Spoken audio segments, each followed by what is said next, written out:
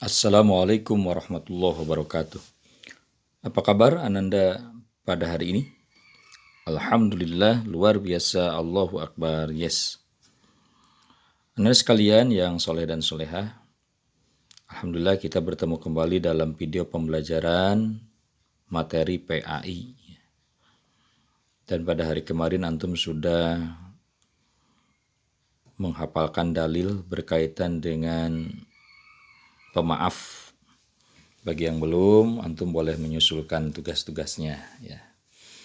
Nah, untuk kesempatan kali ini masih dalam bab 10 yang akan dibahas adalah kaitannya dengan sikap terpuji yang ketiga, yaitu jujur ya. Jujur. Dan insya Allah ada beberapa hal yang perlu Paja sampaikan. Yang pertama kaitannya dengan apa itu jujur. Yang kedua apa dalilnya tentang jujur. Yang ketiga manfaat dari jujur. Dan juga penerapan jujur dalam kehidupan sehari-hari. Sebelum pembelajaran mulai, marilah kita mulai dengan berdoa. Angkat tangannya dengan khusyuk. Bismillahirrahmanirrahim. Rabbi zidni ilma warzuqni fahma waj'alni minas salihin. Rabbi shrah li sadri wa yassir li amri wahlul 'uqdatam min lisani yafqahu qawli. Ya Fattahu ya Alim. Amin ya Rabbal Alamin. Ananda sekalian yang soleh dan solehah, untuk selanjutnya sebagai persiapan antum persiapkan buku paket PAI-nya yang memiliki ya, dan buka halaman 92. Di sana ada kaitannya dengan penjelasan sifat jujur ya. Walaupun materinya Pak Jaja perluas ya, bukan hanya yang ada di dalam buku. Untuk itu antum tetap menyimaknya. Siap ya. Bahasan yang pertama adalah tentang arti jujur. Ada yang tahu apa itu jujur? Ya. Jujur artinya adalah berkata atau bersikap apa adanya ya. Sesuai dengan kenyataan. Itu adalah jujur. Jadi ketika antum ditanya apakah sudah sholat, maka antum jawabnya kalau belum, belum. Kalau sudah, sudah. Ya, itu adalah jujur ya. Seperti itu. Nah, jujur dalam bahasa Arab, dikenal dengan sidiko ya, sidiko ya, itu merupakan salah satu sifat yang sifat wajib yang dimiliki oleh para rasul ya, sidiko. Nah, lawan dari kata jujur adalah bohong. Nah, bohong berarti berbicara atau bersikap tidak jujur atau tidak sesuai dengan kenyataan. Jadi jujur apa artinya? Jujur adalah berkata, bersikap sesuai dengan kenyataan atau apa adanya. Lawannya adalah bohong. Bohong adalah berbicara atau bersikap tidak sesuai dengan kenyataan, dan itu berdosa. Ya, itu adalah arti dari jujur itu sendiri ya. Pak Jaja yakin antum semua sebagai anak yang soleh dan solehah akan memilih sikap jujur daripada berbohong, karena berbohong itu dosa. Anak-anak sekalian, untuk bahasan berikutnya adalah tentang dalil jujur ya. Dalil tentang jujur. Ini sebagaimana hadis yang disampaikan oleh Imam Tirmidzi. Bismillahirrahmanirrahim. Innas sidqa tuma'ninatun wa innal qaziba ribatun.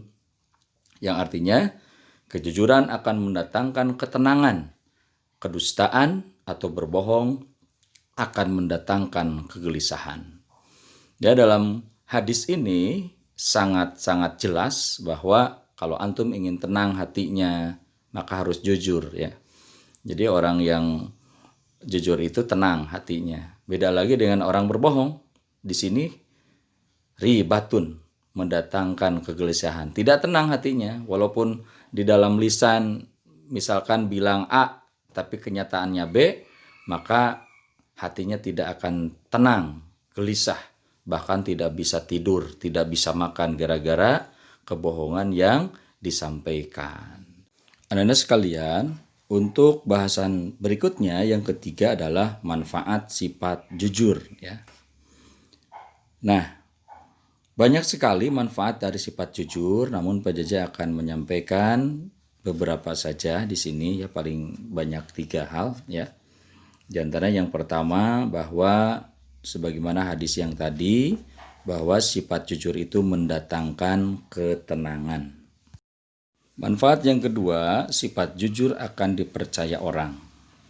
Ini otomatis ya, ketika seseorang memiliki sifat jujur, maka dengan kejujurannya orang akan percaya kepada orang itu, daripada kepada orang yang sering berbohong.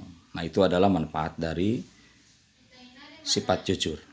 Yang ketiga, sifat jujur akan mendapatkan pahala dari Allah Subhanahu wa taala ya.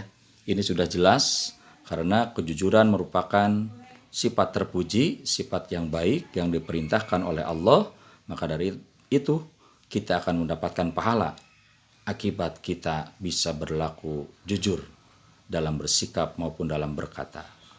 Bahasan yang terakhir adalah penerapan jujur dalam kehidupan sehari-hari.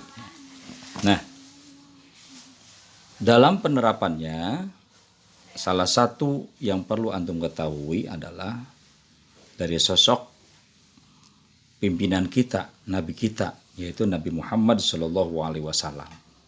Nah, ini bisa diambil antum berkaitan dengan penerapan jujur ini dalam buku paket PAI halaman 92 ya, di sana disampaikan bahwa Nabi Muhammad sejak kecil sudah menunjukkan perilaku jujurnya. Saat beliau berdagang dengan pamannya ke negeri Syam, Nabi Muhammad selalu berkata jujur ketika berdagang. Ia tidak pernah menipu, dia tidak pernah berbohong. Bahkan Nabi Muhammad oleh orang-orang Quraisy pada saat itu dijuluki Al-Amin. Nah, Al-Amin ini artinya orang yang terpercaya, orang yang jujur, tidak berkata bohong dan tidak menipu. Nah, untuk itu antum sekalian, agar antum menjadi orang yang terpercaya, orang yang akan mendapatkan pahala surganya Allah, maka berusaha sejak kecil, sejak sekarang untuk apa? Untuk jujur. Jujur dalam berkata, jujur dalam bertindak, ya, tidak berbohong atau tidak menipu kepada orang lain, apalagi kepada umi atau kepada abi, kepada orang tua atau kepada guru. Itu sangat berdosa.